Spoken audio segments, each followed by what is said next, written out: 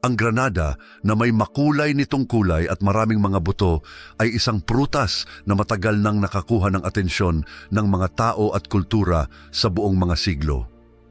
Ngunit sa Biblia, ito ay may mas malalim na kahulugan kaysa sa likas nitong kagandahan. Isang kahulugang nag-uugnay sa tao sa Diyos sa mga kamanghamanghang paraan.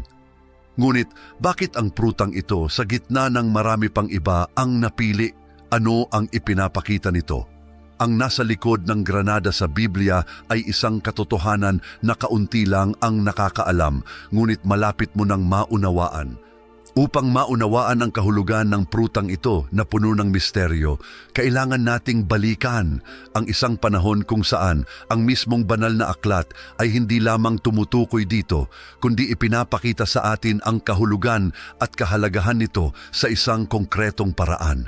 Ang panahong ito ay isang panahon na nagdadala sa atin sa puso ng mga kasulatan. Sa kwento ng paglaya ng mga Israelita mula sa Ehipto, at ang kanilang paglalakbay patungo sa lupang pangako, matutunghayan natin ang mga unang makabuluhang pagtukoy sa prutang ito. Ang lupang pangako, na kilala bilang Canaan, ay ang lugar na ipinangako ng Diyos kay Abraham at sa kanyang salinlahi, isang lupaing inilarawan bilang kung saan umaagos ang gatas at pulot, Exodo Kabanata 3, Talata 8. Isa itong lugar ng kasaganaan, pagkamayabong at kasapatan na malaki ang kaibahan sa Ehipto kung saan naranasan ng mga Israelita ang pagkaalipin at sapilitang paggawa. Matapos silang palayain mula sa Ehipto sa pamamagitan ni Moses, ang propetang pinili ng Diyos, nagsimula ang bayan ng Israel sa kanilang paglalakbay sa malawak at matinding disyertong matatagpuan sa gitnang silangan. Ang paglaya ay isang himala na minarkahan ng mga salot ng dugo ng kordero sa mga hamba ng pinto at ng pagtawid sa pulang dagat. Ngunit ngayon, sila ay nag-iisa sa harap ng isang bagong hamon, ang disyerto.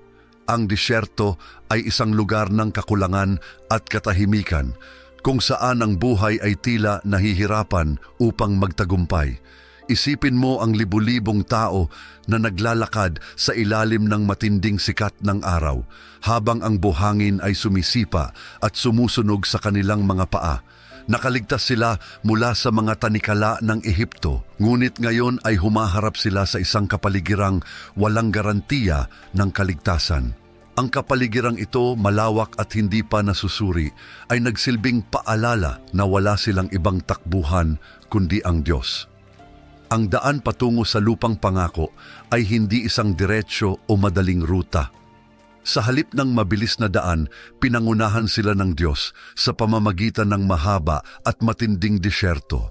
Hindi ito isang pagkakamali o kapabayaan. Ito ay isang layunin at planadong hakbang, gaya ng mababasa natin sa Exodo, Kabanata 13, Talata 18. Pinili ng Diyos na paikutan ng bayan sa pamamagitan ng daan patungo sa disyerto malapit sa pulang dagat. Ngunit bakit? Sapagkat ang disyerto ay hindi lang basta isang ruta, ito ay isang larangan ng mga pagsubok. Doon, ang pananampalataya ng bayan ay pinino, ang kanilang pagtangkilik sa Panginoon ay nasubok, at ang kanilang pagkakakilanlan ay hinubog. Ngunit hindi dumating ang pagbabago ng walang laban. Nang humupa ang alikabok mula sa Ehipto at nawala na ang tunog ng mga karwahe ng paraon, nagsimulang maramdaman ng mga Israelita ang bigat ng kapaligirang iyon. Ang unang malaking aral at ang pagtukoy sa granada ay dumating ng maaga. Habang naglalakbay ang bayan, naging isang malinaw na problema ang kakulangan ng tubig. Sa hindi kayang panahon, nagsimulang kumalat ang hindi pagkasiyahan. Nagsimula silang magreklamo na nagsasabing, "Bakit mo kami dinala mula sa Ehipto upang dalhin kami sa lugar na ito na masama? Ang lugar na ito ay walang tanim na butil, figo, ubas, ni granada at wala ring tubig na maiinom." Si Diyos, sa kanyang walang katapusang pasensya ay sumagot sa reklamo ng bayan. Iniutos niya kay Moses na hampasin ang isang bato at mula dito ay lumabas ang sapat na tubig upang mapawi ang uhaw ng buong bayan. Ngunit ang himalang ito ay hindi lamang tungkol sa pisikal na provision. Ito ay isang paalala na ang Diyos ay naroroon kahit sa pinakapayak na lugar. Sa kabila nito, nagpatuloy ang hindi pagkakasya. Ang kakulangan sa pagkain ang naging susunod na pagsubok. Sa Exodo, Kabanata 16, muling nagreklamo ang bayan na inaalala ang mga pagkain na mayroon sila sa Ehipto. Sabi nila, "Sana'y kami ay nandoon sa tabi ng mga palayok ng karne nang kami kumain ng tinapay ng sagana." Ang ironiya ng mga salitang ito ay nakakalungkot. Mas pinili nila ang kasaganaan sa ilalim ng mga tanikala ng pagkaalipin kaysa ang kalayaan sa disyerto. Ngunit muli, sumagot ang Diyos ng biyaya. Ipinadala niya ang mana, ang tinapay mula sa langit na bumagsak mula sa kalangitan tuwing umaga, tinatabunan ang lupa sa kampo. Isang misteryosong pagkain, sapat upang matugunan ang kanilang pang-araw-araw na pangangailangan. Ngunit may limitasyon. Maaari lamang nilang anihin ang kinakailangan para sa araw na iyon, maliban na lamang kung Biyernes, kung kailan maaari silang mag-imbak para sa 2 araw. Ngunit nagdala rin ang disyerto ng iba pang mga pagsubok, habang ang mga Israelita ay nahaharap sa hamon ng mabuhay sa kakulangan at magtiwala sa probisyon ng Diyos. Lumitaw ang mga panlabas na banta na susubok sa kanilang lakas bilang isang bayan. Isa sa mga sandaling ito ay ang pag-atake ng mga Amalekita sa Refidim. Sila ay isang nomadikong tribo na matindi at sanay sa pag-atake sa mga mahihina, ngunit hindi pinayagan ng Diyos na talunin ang kanyang bayan. Si Moses na matanda na ay umakyat sa tuktok ng isang burol kasama sina Aaron at Hur. Inangat niya ang kanyang mga kamay sa langit upang magdasal habang si Josue ay pinangunahan ang mga mandirigma ng Israel sa laban. Isang eksena ng ganap na pagtitiwala sa Diyos. Tuwing ang mga kamay ni Moses ay nakataas, nangunguna ang Israel. Kapag siya ay napagod at ang kanyang mga braso ay bumaba, nagkakaroon ng kalamangan ang mga Amalekita. Napansin ito ni Aaron at Hur, kaya't hinawakan nila ang mga braso ni Moses at tiniyak na mananatili itong nakataas hanggang sa matapos ang laban. Sa huli, binigyan ng Diyos ng tagumpay ang kanyang bayan. Ipinapakita na ang lakas ng Israel ay hindi nasa kanilang mga armas, kundi sa kanilang pananampalataya sa Panginoon. Ngunit sa bundok Sinai, doon sinabi sa atin ng Biblia ang higit pang tungkol sa Granada at kung saan kinuha ng Diyos ang inisyatiba na magtakda ng bagong direksyon para sa kanyang bayan. Matapos ang 3 buwan ng paglalakbay sa disyerto, narating ng mga Israelita ang paanan ng bundok kung saan nasaksihan nila ang isang pagpapakita ng makapangyarihan at kamahalan ng Diyos. Ang mga kidlat ay tumaga sa kalangitan, ang mga kulog ay umuugong sa mga bato at isang makapal na ulap ang bumaba sa bundok habang ang tunog ng trumpeta mula sa langit ay nag-anunsyo ng kaluwalhatian ng Panginoon. Isang sandali na kasing takot at kasing banal. Dito, muling pinagtibay ng Diyos ang kanyang tipan sa Israel. Ibinigay niya kay Moses ang mga tapyas ng batas, ang 10 utos, isang kodigo na hindi lamang naglalaman ng mga individual na alituntunin, kundi nagbigay ng gabay sa buong bansa upang mamuhay sa pagkakaisa sa Diyos at sa isa't isa. Bawat kautusan ay may layuning hubugin ang Israel bilang isang banal na bayan, isang komunidad na magpapakita ng kabanalan at katarungan ng lumikha. Ang batas ay higit pa sa isang set ng mga utos. Ito ay isang tipan na nagtatakda ng relasyon ng Diyos sa kanyang bayan, na nag-aalok sa kanila ng isang natatanging pagkakakilanlan sa lahat ng mga bansa. Ngunit hindi natapos ang mga tagubilin ng Diyos doon. Ibinunyag din niya kay Moses ang plano para sa pagtatayo ng tabernakulo, isang lugar kung saan maninirahan ang kanyang presensya sa gitna ng bayan na magiging sentro ng espiritual na buhay ng Israel. Sa Exodo, mga kabanata 25 hanggang 31, ipinaliwanag ng Diyos ang bawat aspeto ng tabernakulo mula sa mga materyales hanggang sa layunin ng bawat bahagi. Ang kahon ng tipan, ang altar ng insenso at ang ilawan ay mga nakikitang simbolo ng relasyon ng Diyos at Israel. Bawat elemento ay naglalaman ng pagpapakita ng kalapitan ng Diyos, kahit sa gitna ng mga pagsubok sa disyerto. Bukod pa rito, itinatag ng Diyos ang mga patnubay para sa mga pari na magiging tagapamagitan sa pagitan niya at ng bayan. Kasama sa mga detalye ng kasuotan ng mga pari, ang mantel ng ephod ng mataas na pari ay namutawi. Ang mantel na ito ay dapat palamutian ng mga bordang granada na may kasamang mga gintong kampanilya sa paligid ng ibabang gilid ayon sa tagubilin sa Exodo, Kabanata 28, Talata 33. Sa gilid ng mantel, sa paligid, gagawa ka ng mga granada ng asul, purpura at iskarlata na pinagsama sa mga kampanilya ng ginto. Bawat elemento, kabilang ang granada, ay may partikular na layunin. Ngunit bakit ang granada? Ano ang ibig sabihin nito? Maiintindihan mo ngayon sa pagdating ng bayan ng Israel sa lupang pangako.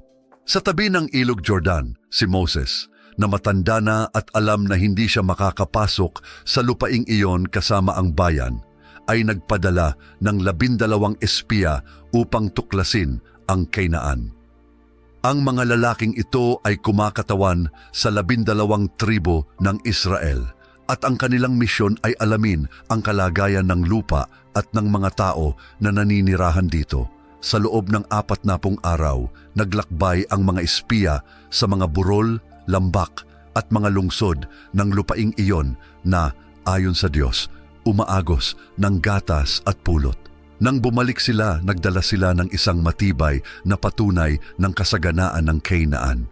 Malalaking kumpol ng ubas na kinakailangang dalhin ng 2 tao gamit ang isang pang, mga sariwang igos at, kabilang dito, mga granada.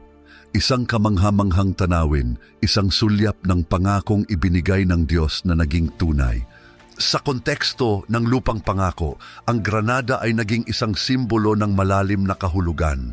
Ang matibay nitong balat na nagsisilbing proteksyon sa loob na puno ng mga buto ay naging isang makapangyarihang metapora para sa pagkakaisa at kasaganaan ng bayan ng Israel. Tulad ng granada na naglalaman ng hindi mabilang na mga buto sa loob nito, ang Israel ay binubuo ng 12 magkakaibang tribo, ngunit nagkakaisa sa ilalim ng tipan na ginawa ng Diyos. Bawat buto sa pruta ay tila kumakatawan sa mga pagpapala ng Diyos, isang paalala na ang pangako ng kasaganaan ng Canaan ay hindi lamang isang ideya, kundi isang konkretong realidad. Ang granada na may likas na kasaganaan ay kumakatawan din sa kasaganaan at pagkamayabong, 2 aspeto na mahalaga para sa isang bansa na malapit nang magtayo ng mga ugat sa isang lupaing puno ng potensyal. Hindi lang tungkol sa pag-aari ng lupa, ito ay tungkol sa pagtira dito ng may kasaganaan, pagpaparami at pag-unlad tulad ng ipinangako ng Diyos kay Abraham. Ang Kanaan ay magiging tahanan ng mga susunod na henerasyon, isang lugar kung saan ang buhay ay sisibol, tulad ng mga buto ng granada na kumakatawan sa paglago, pagpapatuloy at pagpapala ng Diyos. Ang kaugnayan ng granada sa mataas na pari at sa kanyang kasuotan na may mga burdang granada na pinalitan ng mga gintong kampanilya sa gilid ay lalong nagpapalalim sa kahulugan nito. Ang mga kampanilya ay sumisimbolo ng patuloy na tunog ng pag-i-intercede ng pari habang siya ay gumagalaw sa banal ng mga banal, na dala ang mga kasalanan ng bayan sa harap ng Diyos. Samantalang ang mga granada sa kanilang natatanging hugis at estruktura ay kumakatawan sa kabuuan ng mga pagpapala ng Diyos at sa pagkakaisa na kinakailangan upang manatiling tapat ang Israel sa tipan ng Diyos. Sa bawat pagpasok ng mataas na pari sa tabernakulo, ang tunog ng mga kampanilya at ang tanawin ng mga burdang granada ay nagsisilbing mga makapangyarihang paalala. Ang relasyon sa pagitan ng Diyos at ng kanyang bayan ay hindi lamang espiritual, kundi malalim na praktikal. Tulad ng granada na kailangang alagaan upang magbunga, ang tipan ay nangangailangan ng dedikasyon, pagsunod at paggalang. Gayunpaman, ang granada ay nagdadala rin ng isang implicit na babala. Bawat isa sa mga hindi mabilang na buto nito ay nangangailangan ng mga tiyak na kondisyon upang tumubo at lumago. Gayon din, ang lupang pangako, bagaman sagana, ay mangangailangan ng pagsisikap at katapatan mula sa Israel. Ang pangako ng Diyos ay malinaw. Ang lupa ay magiging isang lugar ng pagpapala, ngunit ang mga pagpapalang ito ay nakasalalay sa isang patuloy na pangako sa kanyang mga utos. Tulad ng granada na umuunlad sa mga ideal na kondisyon, ang bayan ng Israel ay kailangang linangin ang kanilang pagsunod at debosyon upang ganap na maranasan ang mga handog ng Diyos. Bukod dito, lalo na pagkatapos ng konteksto ng lupang pangako, ang granada ay nagsimulang maging mas bahagi ng pang-araw-araw na buhay ng mga Israelita. Isa ito sa mga prutas na pinapalago at kinokonsumo, madaling matagpuan sa kanilang mga mesa at pamilihan. Ang halaga nito ay hindi lamang sa kagandahan o lasa nito, kundi pati na rin sa pagiging versatile nito. Ang katas ng granada ay ginagamit bilang pampatanggal uhaw, habang ang mga buto nito ay hinalo sa mga pangfestang pagkain na sumisimbolo ng kagalakan at kasaganaan. Ang agrikultura ng Israel na malalim na konektado sa mga panahon at lupa ay kinikilala ang granada bilang isa sa mga pinakamahalagang prutas. Ito ay kabilang sa 7 prutas na inilarawan bilang mga simbolo ng lupang pangako sa Deuteronomio, Kabanata 8, Talata 8. Lupang may trigo at sebada, mga ubasan, igos at granada, lupang may langis at pulot. Ang granada ay isa ring makapangyarihang regalo. Ang pag-aalok nito ay isang kilos ng karangalan, paggalang at pagiging bukas palad. Ito ay kumakatawan sa kasaganaan at pati na rin sa pasasalamat, isang pagninilay ng tipan sa pagitan ng Diyos at ng kanyang bayan. Ngunit ang kahulugan nito ay lumampas sa praktikal na buhay at pumasok sa banal na tula ng Israel. Sa aawit ng mga awit, isang aklat na puno ng mga tula at espiritual na imahe, ang granada ay binanggit ng maraming beses, palaging iniuugnay sa kagandahan, pagmamahal at pagkamayabong. Sa aawit ng mga awit, Kabanata 4, Talata 3, ang minamahal ay inilarawan ng ganito: ang iyong mga labi ay parang sinulid na iskarlata at ang iyong bibig ay maganda. Ang iyong mga pisngi tulad ng mga granadang nahati ay kumikislap sa iyong belo. Dito, ang granada ay ginamit bilang isang metapora upang ilarawan ang banayad at buhay na kagandahan.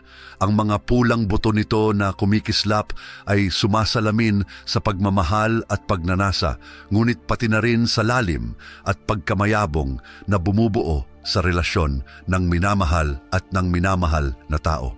Higit pa sa isang pisikal na paglalarawan, ang metaporang ito ay tumutukoy sa relasyon sa pagitan ng Diyos at ng kanyang bayan, isang unyon na puno ng buhay at layunin. At sa wakas, ang granada ay naroroon din sa isa sa mga pinakamahalagang pagtatayo sa Biblia, ang Templo ng Jerusalem na itinayo ni Haring Solomon. Nang itayo ni Solomon ang templo sa Jerusalem, sinigurado niyang pinalamutian ito ng mga simbolo na sumasalamin sa kaluwalhatian ng Diyos at sa espiritual na identidad ng Israel. Ang granada ay isa sa mga simbolong iyon. Sa isang hari, Kabanata 7, Talata 18, mababasa natin ang tungkol sa pagtatayo ng mga kapital ng mga haligi ng templo. At gumawa siya ng mga granada sa 2 hanay sa paligid ng isang kapital upang takpan ang kapital na nasa ibabaw ng mataas na haligi, at ganun din ang ginawa niya sa isa pang kapital. Ang mga haliging ito na kilala bilang Hakim at Boaz ay mga magarang at matatayog na simbolo ng lakas at katatagan. Ang mga granadang inukit sa paligid nito ay hindi lamang palamuti. Kumakatawan ito sa kasaganaan at pagpapala na nagmumula sa Diyos, pati na rin ang pagkakaisa ng bayan ng Israel. Ang templo ay ang lugar kung saan nanahan ang Diyos at ang bawat detalye ng kanyang pagtatayo ay nagpapakita ng espesyal na relasyon sa pagitan ng lumikha at ng kanyang bayan. Mula sa disyerto patungo sa tabernakulo, mula sa araw-araw patungo sa templo, ang granada ay tumawid sa mga henerasyon bilang isang simbolo ng pagpapala, tipan at kasaganaan. Ang presensya nito sa buhay ng Israel ay hindi isang pagkakataon. Ito ay nagsasalamin ng malapit at providensyal na relasyon ng Diyos sa kanyang bayan. Bawat buto ng granada ay may kwento. Ang kwento ng Diyos na hindi kailanman nagkulang sa pagtupad ng kanyang mga pangako at ng isang bayang tinawag na ipakita ang kabuuan ng mga pagpapalang iyon sa buong mundo. Kaya't sa pagtingin sa granada, makikita natin ang higit pa sa isang pruta. Ito ay isang bintana sa espiritualidad ng Israel, isang tulay sa pagitan ng pangako at katuparan, sa pagitan ng lupa at langit. Kung nais mong magpatuloy sa pagtuklas ng mga paksang katulad nito at matutunan pa ang mga simbolismo at mga katotohanan sa Biblia, i-click ang video na lumalabas sa iyong screen ngayon. Marami pang mga bagay ang dapat tuklasin at pag-aralan.